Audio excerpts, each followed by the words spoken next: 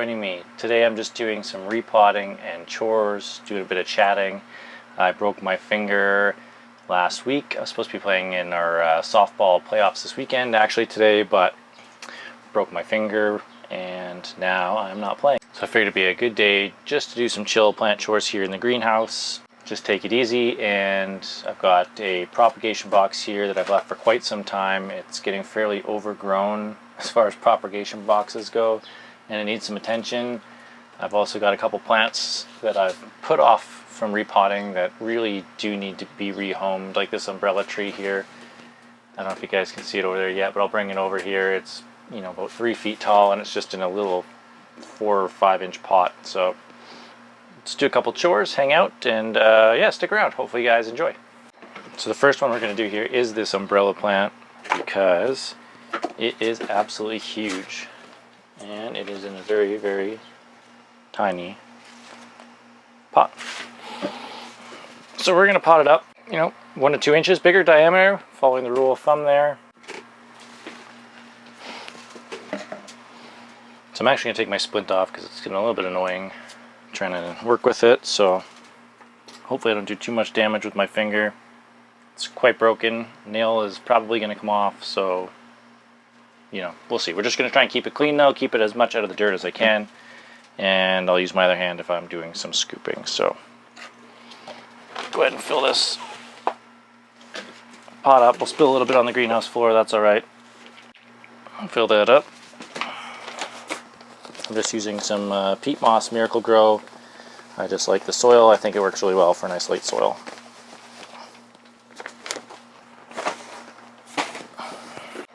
There we go. So I got this umbrella tree actually quite a long time ago. I would say probably 6 to 8 months ago, last fall, and just never did anything with it, to be honest. So kind of my mistake, just leaving it in this pot and not doing anything. But see if we can't get her in there a little bit. It should work okay. And I really just left it in this little pot, and now it just becomes more of a hazard for tipping over than anything. So it's not too root bound. It's a little bit soggy because I watered it this morning because it was pretty dry. So I'm just going to lightly break them up a bit here. Just, I might grow a bit. There's a big fat root in there. I don't know if you can tell. But otherwise it's not too root bound. So we're just going to break it up a little bit. Stick her in the hole.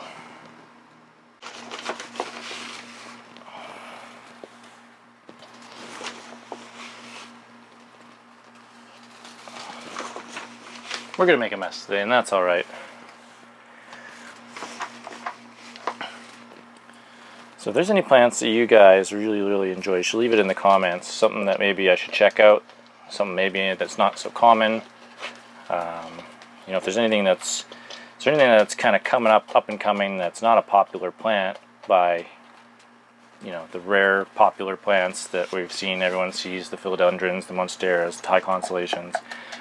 But is there anything interesting and rare that isn't one of those kind of well-known, sought-after plants that you guys really enjoy the look of? I'm looking for some more plants that are less common in that sense. Not that they're rare or special, but just that they're a little bit less common overall, right? So there we go.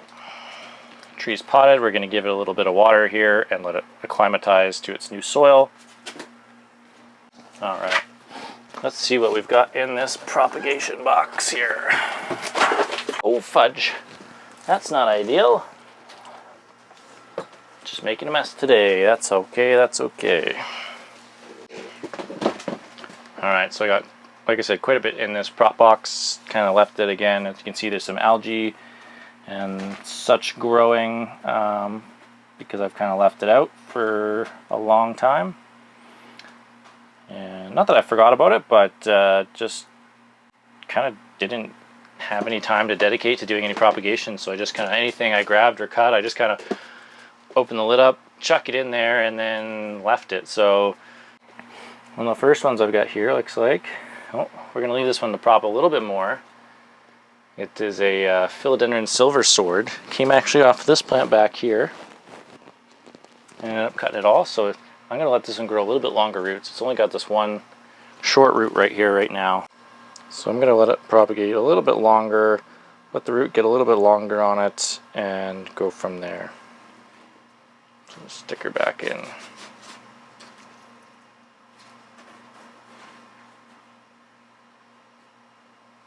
Stick it back in there. So you can see I've got looks like a philodendron Brazil. Got a couple other wet sticks that I'm propagating. I'm not really a big fan of the wet stick propagation. However, it works really well, and on this one philodendron Silversword, like I said, you know, it was getting about that tall, but it only had 2 leaves at the top. It was just otherwise just the vine, so I ended up cutting every node kind of up into different sections and been sprouting it. So here's probably a good example of one we can plant now. It's got some roots on it, it's got some leaves, so I am going to go ahead and plant this. And back over here, actually I'm not going to put it back over there because that's how I spilt it. Alright, just going to do these little clear solo cups. I like them because you can tell where the roots are. Again, I'm really not keeping my finger very clean here, but so be that. Life goes on. Can't let a broken finger slow me down. So a hole for these roots to kind of get into. Here we go. Put a little bit more on top. Not too much because I don't want to bury the leaves, but just enough to kind of bury those roots a little bit better. This one's ready for a little bit of water. I'll put it up there for now. I wonder if I should do something with this one. Now, I'm not really sure what to do with this one because I put this Alocasia corm in here a really while ago, and it is growing like an insane amount of roots. Look at this. Look at the roots off of this thing. It's absolutely crazy. So I'm gonna have to be careful to plant this. Let's work on this one next, maybe. Shake kind of as much of this perlite off as I can. So we make a huge mess. Look at those roots. Wow. That's just out of this little corm. Alright, I gotta move this again here. Get that out of the way. So obviously this is not gonna fit in a little cup, so we're gonna have to use one of these bigger ones as well. Let's use that one, maybe right there. We'll be burying it about that deep, and then hopefully this one side will still grow and I won't break it off because it's going to be a little tricky here, I think. So you layer down like that, get some soil. Now I actually don't know what kind of colocasia this is. It's an elephant ear of some sort, but I'm not sure if it's going to be the same as this one behind me or if it's going to be a different looking species. Let's see if I can tell from this leaf so far. It looks like it's going to be different because this one's got the deep cut back on the leaf here, the deep split, and this one does not. So it may grow into it, but so far I think it may be a different colocasia, which would be great because I'm all for variety and different types of plants. So, all right, how am I going to do this? This is a lot of roots. Maybe like that,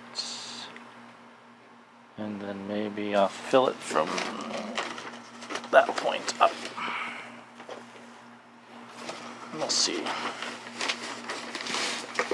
Sometimes it's tricky when there's this many roots to try and not damage them and still get the soil in around them, so they're not just one big clump of roots together and there's some soil kind of in between them all.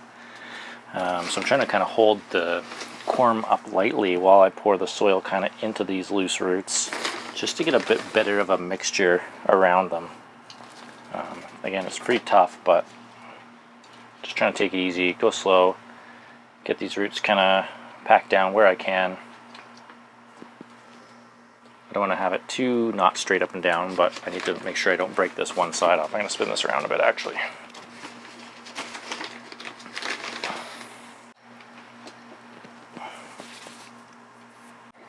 Alright, there we go. Got her planted. So we got that one leaf sticking out. And then kind of left that other one, I don't know if you'll see it right in here, just kind of left it poking out a little bit so that we can easily grow should it need to. So here you go. And again, there's my, I don't know if you can see my broken finger, but fun times. Alright, moving on. Why don't we plant this guy right here? It's got one little root. Now we're going to wait for a little bit more roots. How about this? We can plant little baby strawberries. It's got some good roots on it. Good little strawberry plant. Let's give that a little repot. Now we're going to put that again in one of these little ones. Now these are ever-bearing strawberries that I bought. I bought the hanging basket from one of the local box stores, and then a couple of the runners were coming off, and so I decided that I would take them and throw them in my propagation box. Again, I just kind of cut them, threw them in, see what they do, and hey, you got some roots. So one thing with strawberries that I can talk about while I'm doing this propagation is they don't like to be buried deep. So if you are like the runners, really like to sit on top of the soil and then have the roots grow down. So you really have to be careful not to bury the base of the plant. It doesn't want to be buried. If anything, it's better for it to be sitting slightly on top of the ground than it is to be buried. It just doesn't like it. I'm not going to give this one a whole bunch of soil because it's a pretty small plant, but I will show you, kind of illustrate how I'm leaving the top of the plant, or how I'm leaving the base of the plant once I get it planted, so that it's still showing the base there, because it does not like to be underground. But if you kind of look right down in there, you can tell that it's not quite buried. I've left it kind of just under the top layer of the soil, very loosely covered, and from there the strawberry plant will root down and be really happy. If you bury it, they tend to rot and get moldy, and they don't grow very well. One more time, I'll put it up there on the prop shelf. Again, this one I'm just going to be putting it in cups. If you're doing wet stick or you're doing philodendron propagation, kind of have them right on the top of the surface almost. Same kind of as the strawberry. They don't want to be buried. I'm going to have them right at the surface level.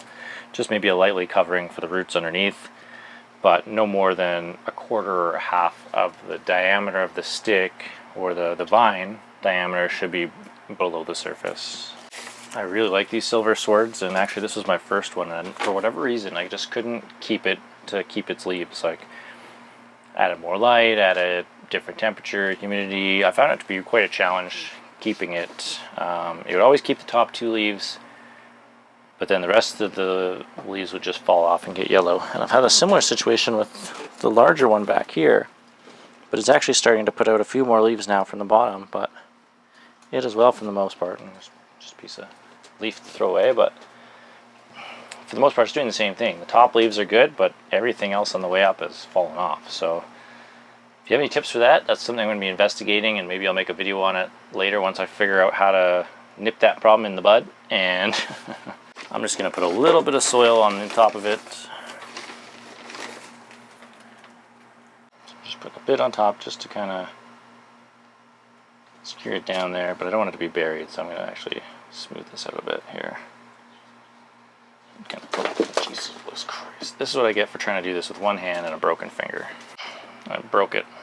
Broke the leaf. Good job, me. Successfully broke it.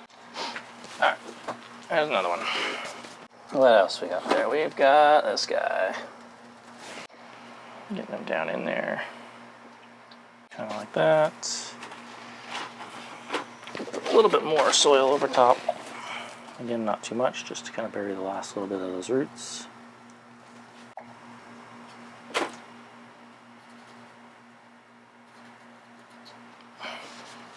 And there we go. We got another.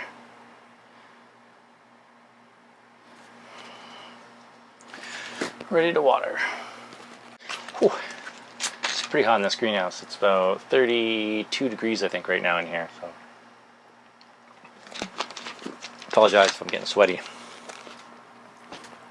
but just getting hot. So let's plant this one just because. To cut this leaf off though here. Is it the right decision to cut it off?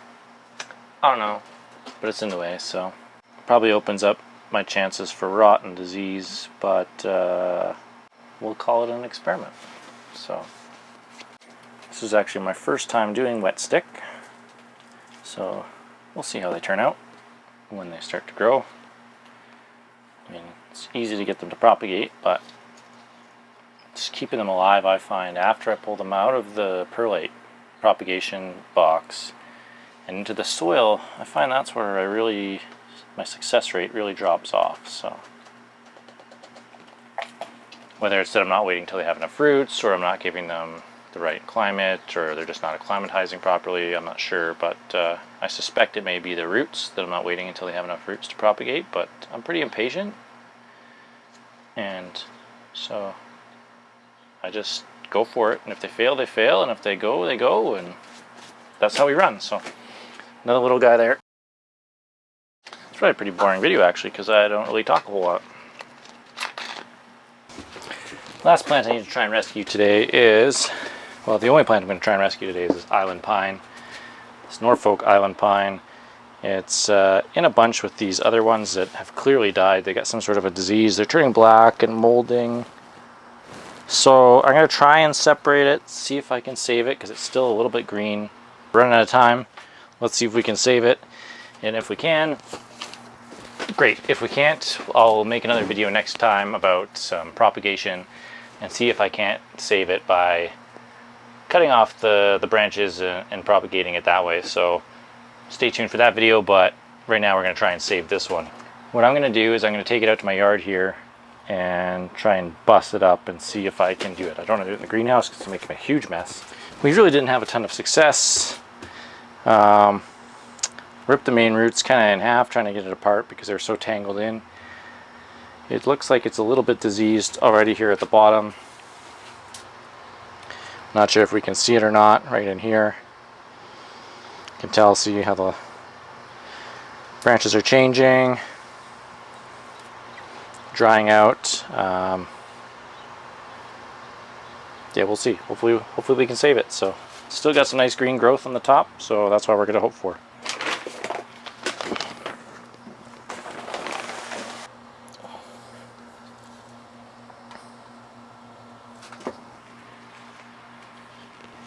So I'm hoping there'll be enough roots that it will grow. It may not have enough, but we'll see.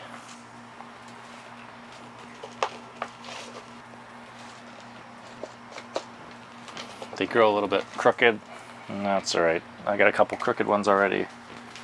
Here's another one that I saved, but it ends up being a little bit crooked because it was getting pushed away from the main plant. So you can save them sometimes. This one's doing pretty good so far. It's nice and green and healthy and floppy. Hoping the same will happen with this one. Get them packed down. You don't want too much of the stem to be buried. Again, you want to kind of be mindful of where it was before. So the stem's hardened off under the ground already, right? So there we go. Just planted. Looks kind of goofy, but I love these fir trees, so I don't know about you, but they're kind of my favorite pine tree. I've got a lot of them. I've got a couple more in the house. I'm going to do a video actually on how to care for them coming up probably in a couple of weeks. So watch for that if it's something you're interested in, or if you haven't got one, or maybe yours has got this disease like that disease that this one caught. I'm not sure exactly what it was, but it was turning the branches black. Some sort of a mold maybe, or bacterial disease, but I'm guessing it's probably more like a fungus of some sort. I don't know which fungus, but it's starting to get there. I'll probably lose this branch. I'm going to probably lose this branch. I might lose these two branches as well, and this one. So we may be left with only a few branches at the top, depending on how that fungus, how far it got, and if the plant's able to reverse it and fight it off. It is possible that the plant won't be able to fight it off and it's just doomed. So we'll wait and see. I'll give an update later on that. I have had that happen quite a bit with plants where especially with like these ones, like the philodendron Birkins, where the leaves will start to get some sort of, I think, bacterial disease through the roots, and it starts to bring it into the plant. And once it's in the plant, like, I've had a hell of a time trying to get rid of it or to keep the plant alive, cutting off leaves, branches, sections, trying to stop it or slow it down, and it just doesn't happen. So hopefully it's not a bacteria thing, because that really, I have a hard time fighting those. But if it's fungus or mold or anything like that, should be able to pull through. So I'm gonna go grab some watering can and get this done. But see you guys later on. Hope you have a great weekend.